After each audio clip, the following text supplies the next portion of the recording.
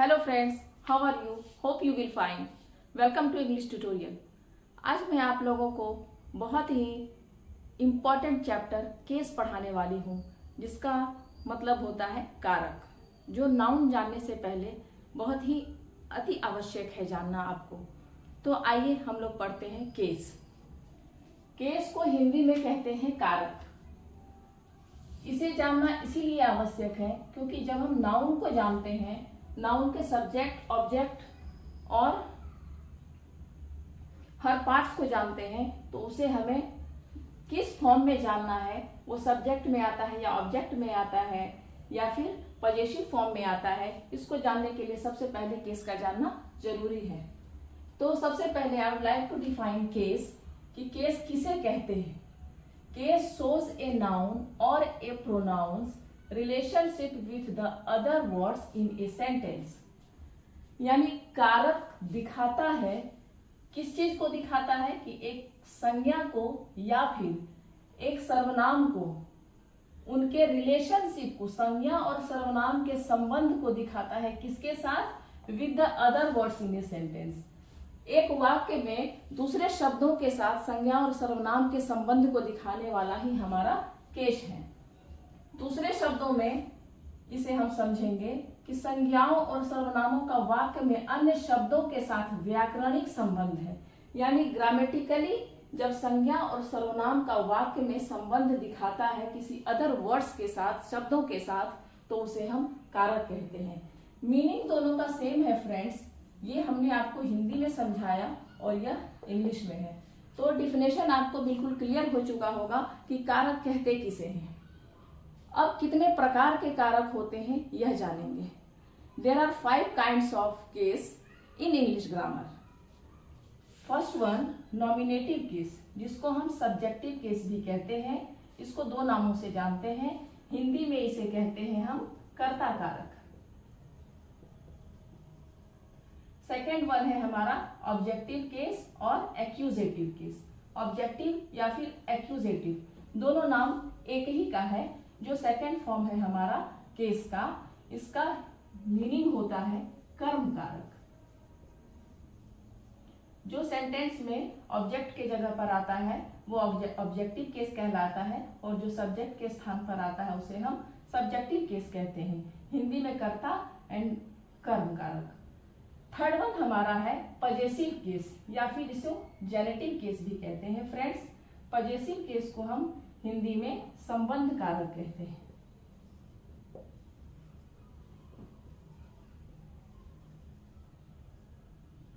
Fourth one है हमारा dative case, जिसे जो हमारे डेटिव केस हमारे ऑब्जेक्टिव केस के अंतर्गत ही आता है, इसीलिए हम इसे संप्रदान कारक कहते हैं। हिंदी में इसका मीनिंग है संप्रदान कारक। और वोकेटिव केस जो हमारा नॉमिनेटिव केस के अंतर्गत ही आता है, उसे हम हिंदी में संबोधन कारक कहते हैं फ्रेंड्स। संबोधन कारक। In old English grammar friends, there are 5 kinds of case, but in modern English grammar, nominative case में ही मर्ज कर दिया गया है वोकेटिव केस को। और ऐसे हम समझ सकते हैं कि नॉमिनेटिव केस को ही मर्ज किया गया है वोकेटिव में, और ऑब्जेक्टिव केस में मर्ज किया गया है डेटिव केस को। जब हम आपको ऑब्जेक्ट बताएंगे तो इसे हम बहुत अच्छे से समझेंगे कि ऑब्जेक्टिव आखिर डेटिव के अंतर्गत क्यों आता है। और थर्ड वन हमारा है पॉजिटिव, यानी कि मेनली इंग्लिश ग्रामर में हमारा 3 टाइप ऑफ केस है फ्रेंड्स।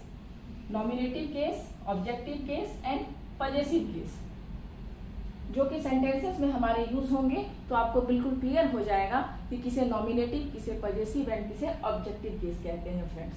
तो आइए डिटेल्स में जानते हैं इन सेंटेंस में यूज करके कि कैसे नॉमिनेटिव केस होता है और किसे कहते हैं नॉमिनेटिव केस फ्रेंड्स। तो अब हमारा है नॉमिनेटिव केस, जिसको सब्जेक्टिव केस कहते हैं।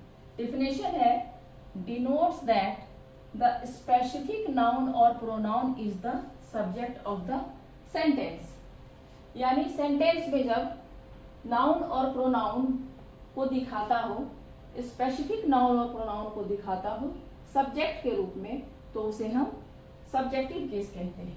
Like Sita buys a purse from the shop, तो सीता हमारा क्या है, इसमें सब्जेक्टिव केस है फ्रेंड्स।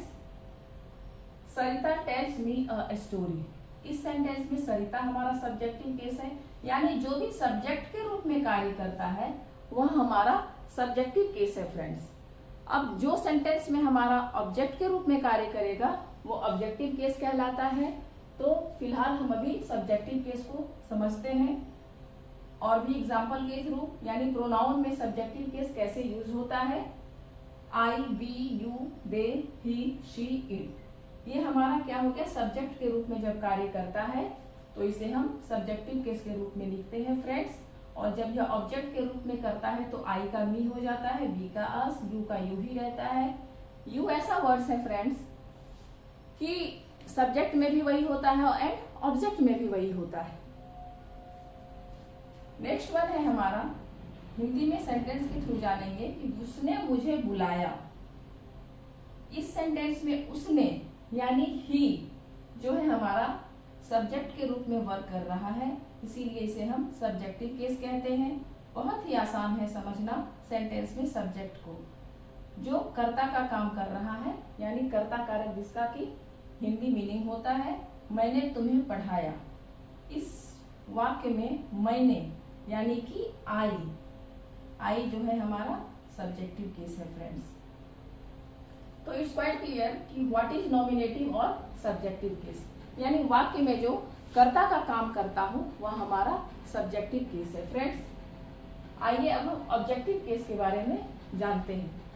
ऑब्जेक्टिव केस को जानने से पहले डायरेक्ट ऑब्जेक्ट और इनडायरेक्ट ऑब्जेक्ट को जानना बहुत ही जरूरी है फ्रेंड्स।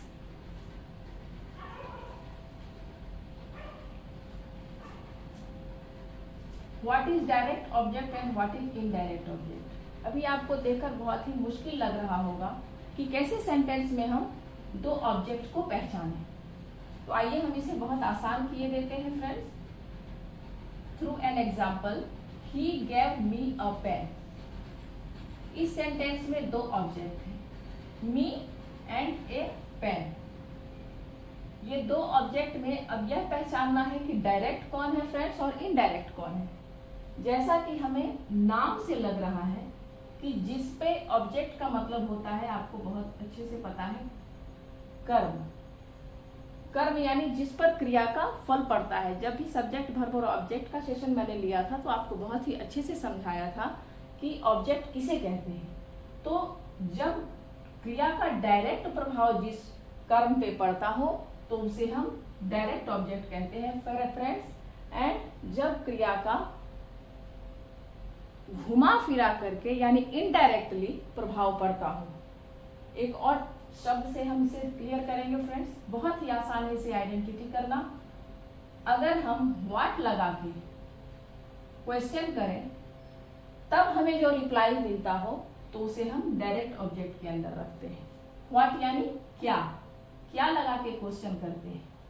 और अगर हम हुम लगा के क्वेश्चन करते हैं फ्रेंड्स, हुम यानी किसको, किसे, इस शब्दों के साथ जब हम सेंटेंस में क्वेश्चन बनाते हैं और जब हमारा रिप्लाई जो आता है तो वो शब्द हमारा इनडायरेक्ट ऑब्जेक्ट कहलाता है फ्रेंड्स। तो पहचानते हैं हम इसमें he gave me a pen. तो what gave me, what gave me, अगर हम व्हाट लगा के क्वेश्चन करते हैं तो आंसर क्या आता है, क्या दिया गया, तो पेन दिया गया फ्रेंड्स। तो क्या लगा के क्वेश्चन किया और जवाब जो भी मिला वो हमारा डायरेक्ट ऑब्जेक्ट में हो जाएगा फ्रेंड्स। और whom किसे दिया गया या फिर किसको दिया गया, इस वर्ड्स के साथ जब हम क्वेश्चन करें और जो हमारा रिप्लाई आता है फ्रेंड्स वो हमारा इनडायरेक्ट ऑब्जेक्ट कहलाता है। अब आपको बहुत ही आसानी से समझ में आ गया होगा।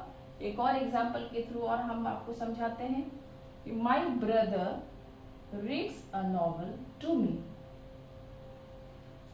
इस सेंटेंस में भी हमारा दो object, novel and me. Object तो पहचानना आप बहुत ही अच्छे से समझ गए होंगे फ्रेंड्स। अगर आपको कोई भी कंफ्यूजन हो तो सब्जेक्ट वर्ब ऑब्जेक्ट का सेशन आप जाकर देख सकते हैं हमारे इंग्लिश ट्यूटोरियल पे। तो अब हम यहाँ पर डायरेक्ट और इनडायरेक्ट ऑब्जेक्ट को पहचानते हैं कि my brother reads a novel to me. तो इसमें भी हम व्हाट लगा के क्वेश्चन करते हैं, व्हाट रीड, तो आंसर आता है हमारा नॉवल। क्या पढ़ा जा रहा है, तो नॉवल, दैट मीन नॉवल हमारा डायरेक्ट ऑब्जेक्ट है। और किसके लिए पढ़ा जा रहा है, तो मी हमारा हो गया indirect object. Clear? One more example, Kavita told him a story. बहुत आसान है, हिम एंड स्टोरी दोनों हमारा ऑब्जेक्ट है। तो Kavita told what Kavita told, then answer is story, direct object. And whom told, तो आंसर है हमारा him, तो ये हो गया हमारा indirect object. It's quite clear friends कि what is direct object and what is indirect object. अब प्रश्न यह उठता है कि इन दोनों का यूज क्या है, जो हमने आपको बताया। तो ऑब्जेक्टिव केस में आपको इसका यूज समझ में आएगा, इसीलिए मैंने ऑब्जेक्टिव केस को बताने से पहले direct object and indirect object को आपको बताया। तो आइए अब पढ़ते हैं हम ऑब्जेक्टिव केस।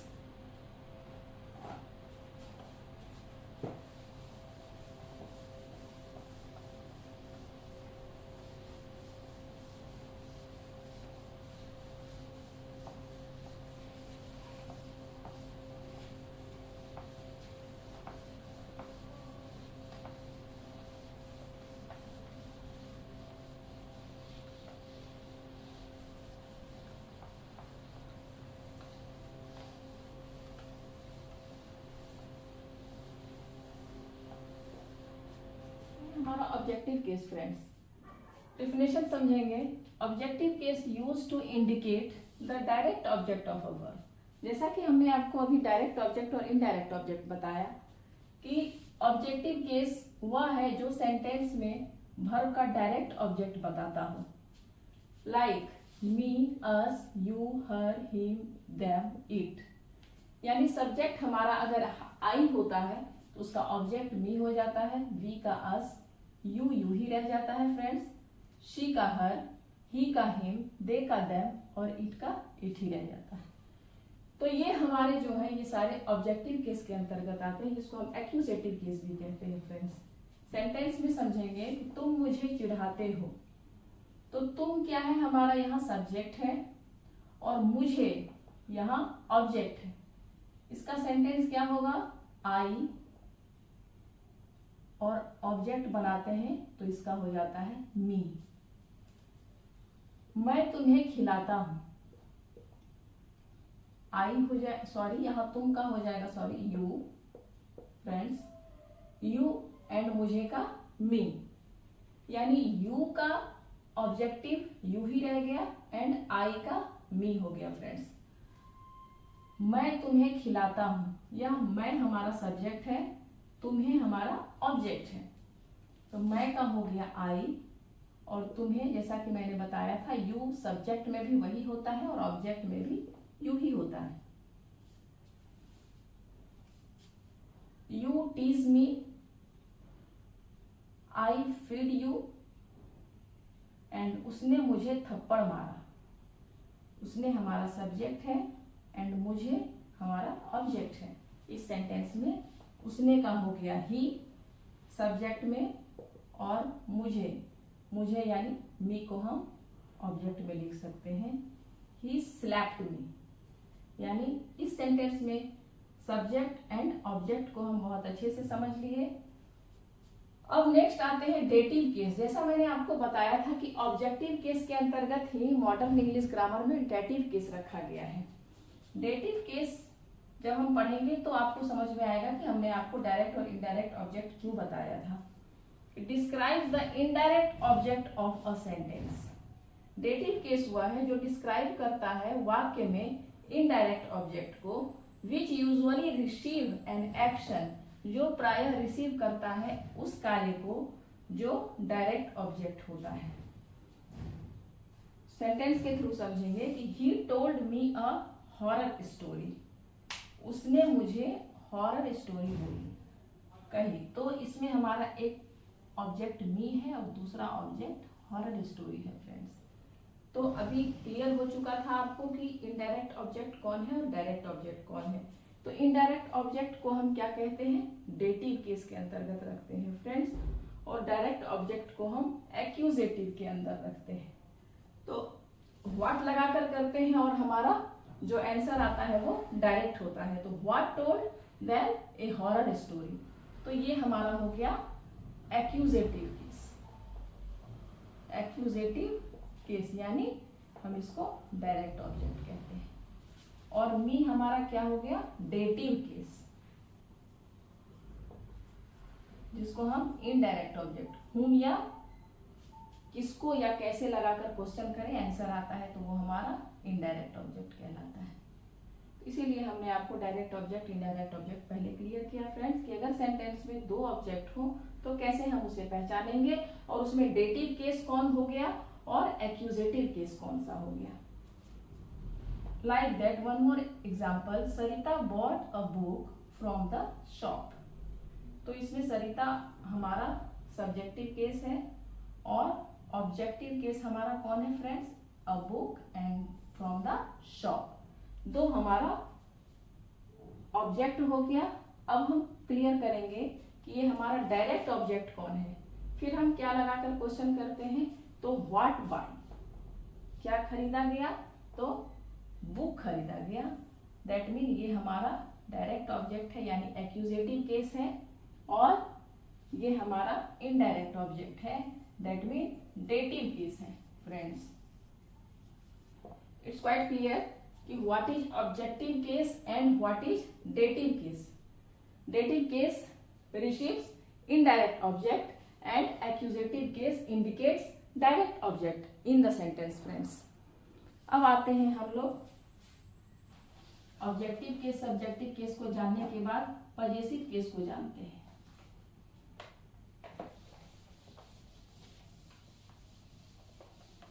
पजेसिव केस जैसा कि नाम से ही आपको लग रहा है फ्रेंड्स कि पजेशन यानी ओनरशिप से जिसका इंडिकेट करता हो वो हमारा पजेसिव केस कहलाता है फ्रेंड्स।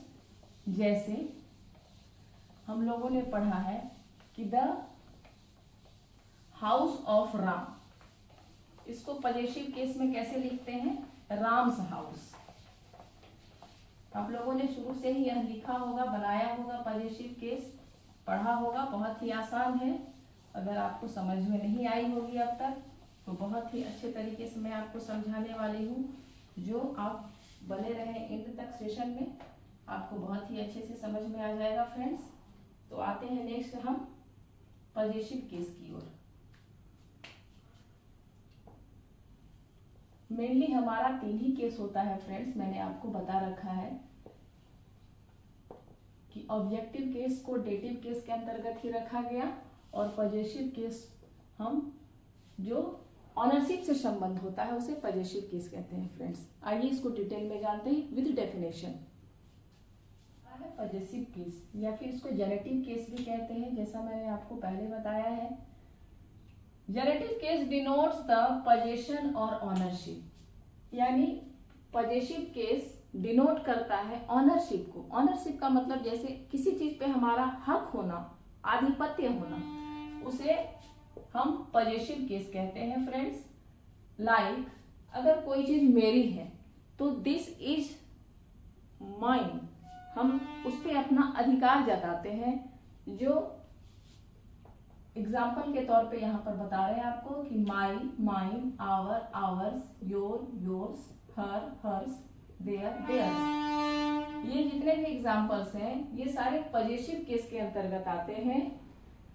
इस वर्ड से यह शो होता है कि किसी चीज पे जिसका अधिकार होता है, जिसका ऑनरशिप होता है, वो ये सारे वर्ड्स शो करते हैं। लाइक किसी भी बुक पे अगर मेरा अधिकार है, यह किताब मेरी है, तो हम क्या कहते हैं, दिस बुक इज माइन। अब आप कहेंगे कि आवर, आवर्स, माई और माइन, इनमें क्या अंतर है? तो फ्रेंड्स, ये हम एग्जाम्पल के थ्रू आपको क्लियर करते हैं कि यह मेरी किताब है। अगर नाउन से पहले हमारा प्रोनाउन आ जाता है, जिसमें कि जेनेटिव प्रोनाउन यानी केस आता है, तो हम उसको क्या कहते हैं? This is my book. और अगर यह किताब मेरी है कहते हैं, तो कहते हैं दिस बुक इज माइन। तो इस जगह माई का यूज करते हैं और इस जगह हम माइन का यूज करते हैं। नेक्स्ट वन एग्जाम्पल, यह उसकी फ्रॉक है। This is her frock. Her हमारा क्या है? पॉजेसिव केस हो गया। और अगर कहते हैं यह फ्रॉक उसकी है, तो उसके बाद वाला हमारा जब बाद में आता है तो वो हमारा बाद में हो जाता है। That mean this frock is hers. वह उनकी बहन है। She is his sister. तो ये हमारा एग्जाम्पल था पॉजेसिव केस का, यानी कि जिस चीज पर हमारा ऑनरशिप होता है उसे हम पॉजेसिव केस के अंतर्गत रखते हैं। फ्रेंड्स, बहुत ही आसान है पॉजेसिव केस हमारा समझना। अब हम इसको नॉमिनेटिव केस या सब्जेक्टिव केस को हमने बताया था आपको कि नॉमिनेटिव केस, सब्जेक्टिव केस को हम रखते हैं वोकेटिव केस के अंतर्गत। यानी इंग्लिश ग्रामर में हमारा वोकेटिव केस जो होता है वो नॉमिनेटिव केस के अंतर्गत ही आता है। फ्रेंड्स, तो हम उसको थोड़ा सा आपको क्लियर कर देंगे कि कैसे उसके अंदर, यानी उसका मतलब होता है संबोधन कारक। वोकेटिव केस का मीनिंग होता है फ्रेंड्स संबोधन कारक। लाइक कहते हैं राम कम हियर। तो यहाँ पर राम हमारा क्या है फ्रेंड्स? एक तरह से हम इसको सब्जेक्ट के रूप में रखते हैं। नॉमिनेटिव केस हुआ और यहाँ सेंटेंस में यह संबोधित हो रहा है, इसीलिए इसे हम वोकेटिव केस और केस ऑफ एड्रेस भी कहते हैं। फ्रेंड्स, तो इस पे हम थोड़ा सा प्रकाश डालेंगे कि वोकेटिव केस क्या होता है। वोकेटिव केस जैसा कि हमने आपको बताया था संबोधन कारक। फ्रेंड्स, संबोधन कारक, तो इसका एग्जाम्पल होता है हमारा, पहले हम डेफिनेशन जानेंगे इसका क्या है। वोकेटिव केस फ्रेंड्स, संबोधन कारक यूज्ड टू एड्रेस समवन और समथिंग। जब किसी चीज को एड्रेस करते हैं फ्रेंड्स, किसी समवन को या फिर कोई चीज को, समथिंग को, डायरेक्टली इन अ सेंटेंस, यानी डायरेक्ट वे में जब हम किसी को संबोधित करते हैं तो हमारा वोकेटिव केस कहलाता है। इसको हम नॉमिनेटिव केस के अंतर्गत रखते हैं। Friends, like Sarita can you give me a pen. तो ये हमारा सरिता जो है ये हमारा संबोधन हो गया। Friends, I know your teacher Kavita, यानी सरिता को कहा जा रहा है इस सेंटेंस में कि can you give me a pen, यानी संबोधित करके, बुला करके, क्या तुम मुझे एक पेन दे सकती हो। और इसमें कविता को कहा जा रहा है कि आई नो योर टीचर, मैं तुम्हारे शिक्षक को जानता हूँ या फिर जानती हूँ, यानी कविता को संबोधित किया जा रहा है और इस सेंटेंस में सरिता को संबोधित किया जा रहा है। That mean this sentence shows the vocative case और ए केस ऑफ एड्रेस। फ्रेंड्स, यानी जिसमें किसी को हम एड्रेस करते हैं वो हमारा वोकेटिव केस कहलाता है। अब आइए एक नजर चार्ट पर डालते हैं। केस का चार्ट हमने आपको बनाकर बताया है, जिससे आपको और भी आसान हो जाएगा सब्जेक्ट, ऑब्जेक्ट और पोजीशन को पहचानना। फ्रेंड्स, तो आई को सब्जेक्ट में जब हम रखते हैं तो इसका ऑब्जेक्ट हो जाता है मी और इसका पोजेसिव हो जाता है माई या फिर माइन। वी सब्जेक्ट में हमारा होता है तो ऑब्जेक्ट वी का अस हो जाता है और पोजेसिव इसका आवर और आवर्स होता है। फ्रेंड्स, यू जैसा कि हमने बताया कि सब्जेक्ट में भी वही होता है एंड ऑब्जेक्ट में भी वही होता है। फ्रेंड्स, पोजीशन में योर एंड योर्स हो जाता है। नेक्स्ट वन है ही का ऑब्जेक्ट हो जाता है हिम और शी का ऑब्जेक्ट हो जाता है हर एंड पोजेसिव में हो जाता है हर या फिर हर्स। इट का ऑब्जेक्टिव भी वही होता है फ्रेंड्स, इट ही, जैसा कि यू का हमने आपको बताया। और दे का ऑब्जेक्ट देम हो जाता है एंड पोजेसिव केस में हम इसको देयर या फिर देयर्स कहते हैं। फ्रेंड्स, तो इट्स क्वाइट क्लियर कि सब्जेक्टिव केस, ऑब्जेक्टिव केस और पोजेसिव केस हमारा जो तीन मेन है, जो मॉडर्न इंग्लिश ग्रामर के अकॉर्डिंग है, वो क्या होता है ये आपको बहुत ही अच्छे से समझ में आ गया होगा। और कोई भी डाउट्स हो तो आप कमेंट बॉक्स में हमें ज़रूर बताइएगा। और अगर आपको मेरा सेशन पसंद आया हो तो लाइक, सब्सक्राइब और शेयर करना ना भूलें फ्रेंड्स। और मिलते हैं अगले वीडियो में, तब तक के लिए बाय बाय गाइस।